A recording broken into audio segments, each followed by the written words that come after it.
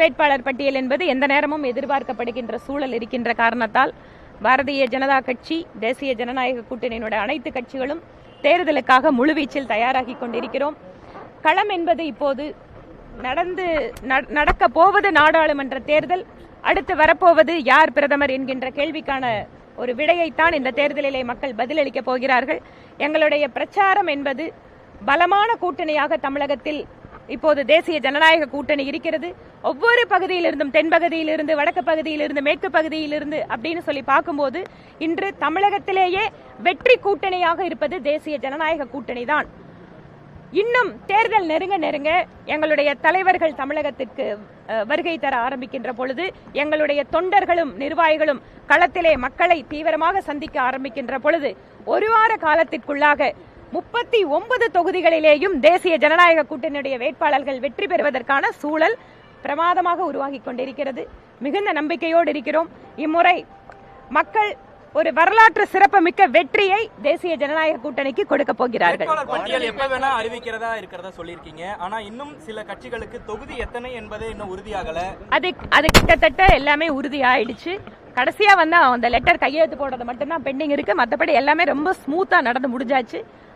இன்று கிட்டத்தட்ட ஒரு மதியத்துக்குள்ளாகவே நீங்க எதிர்பார்க்கிற மற்ற கட்சிகளுக்கான அந்த தொகுதிகளும் ஒதுக்கீடு செய்யப்பட்டு கோவையில வானதி ஸ்ரீனிவாசன் நிக்கிறதா சொல்லி தகவல் சொல்றாங்க. அது எந்த அளவுக்கு உண்மை?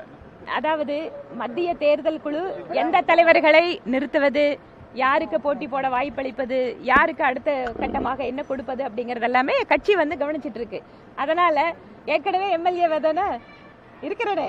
அதனால யாரு எந்த தொகுதியில போட்டியிடுறாங்க அப்படிங்கறத மத்திய தலைமை முடிவு செய்கின்ற வரை அதை பத்தி எதுவும் நாங்க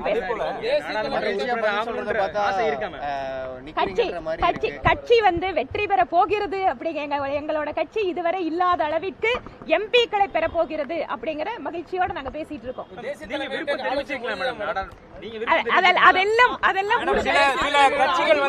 சில கட்சிகள் ஒரே தொகுதிக்கு சில கட்சிகள் வேணும்னு சொல்லி போட்டி போடுறாங்க. அது கொடுக்க இறுதி செய்யறதுல சிக்கல் இருக்கிறதா? எந்த சிக்கலும் இல்லைங்க, எந்த சிக்கலும் இல்ல. தேசிய ஜனநாயக கூட்டணியினுடைய எல்லா கட்சிகளுடைய லட்சியம் என்பது மூன்றாவது முறையாக பிரதமர் நரேந்திர மோடி அவர்களை வெற்றி பெற வைப்பது, அவரை அங்கு அமர்த்துவது. இதுதான் எங்களோட சிந்தனையை தவிர வேற தொகுதிகள்ல நேச்சுரலா வரத்தான் செய்யும். ஒரு தொகுதியில் ஒரு நிர்வாகி வேலை பண்ணியிருப்பாரு, அதை கூட்டணி கேட்கும் போது அவங்களுக்கு கொடுக்க முடியாத சூழல் இருக்கும். இல்ல அவங்களோட நிர்வாகி வேலை செஞ்சிருக்கும் போது அந்த தொகுதி ஒதுக்கீடு பண்ண முடியாம இருக்கும். இதெல்லாம் இயல்பாவே எல்லா கட்சியில இருக்கக்கூடிய பிரச்சனை. அது எப்படி ரொம்ப ஸ்மூத்தா எடுத்துட்டு போறது அப்படிங்கறதா கூட்டணி பேச்சுவார்த்தை. அது தேசிய ஜனநாயக கூட்டணி பொறுத்த வரைக்கும் ரொம்ப நல்லாவே நடந்திருக்கு. திமுகவும் அதிமுகவும் வேட்பாளர் பட்டியலை முழுசா வெளியிட்டு அவங்க வந்து தேர்தல் பரப்புரையை தொடங்கிட்டாங்க. ஆனா நீங்க இன்னும் வேட்பாளர் பட்டியல், எங்களோட தேர்தல் பரப்புரை பாத்தீங்கன்னு சொன்னா பிரதமர் எத்தனை முறை தமிழ்நாட்டுக்கு வந்துட்டாரு, எவ்வளவு தேர்தல் பரப்புரை கூட்டங்கள்ல அவர் வந்து பேசிட்டு இருக்காரு. அவங்களுக்கு இப்ப பிரதமர் யாருன்னு கூட சொல்ல முடியாத நிலைமை. நாங்க அப்படி இல்ல, ஏற்கனவே எங்கள் தேர்தல் பணிகளை துவக்கி தேர்தல் பரப்புரை கூட வெற்றிகரமாக நாங்கள் இப்போது நடத்தி கொண்டிருக்கிறோம். முன்னணியில் இருக்கின்ற கூட்டணியாக இப்போது தேசிய ஜனநாயக கூட்டணி தான். தமிழகத்துல சில பகுதிகளில் இன்னைக்கு அமலாக்கத்துறை சோதனை நடத்திட்டு இருக்கு. அமலாக்கத்துறை சோதனைங்கிறது வருஷம் முழுக்க நடக்கிறதுங்க. எல்லாம் முடிச்சு அதான் சொல்றேன், எல்லாமே ரொம்ப ஸ்மூத்தா முடிச்சாச்சு. அதனால இனி போய் நாங்க மக்களை சந்திச்சு ஓட்டை கொண்டு வந்து சேர்த்து எம்பிக்களை டெல்லிக்கு எடுத்துட்டு போறதா எங்களோட வேலை.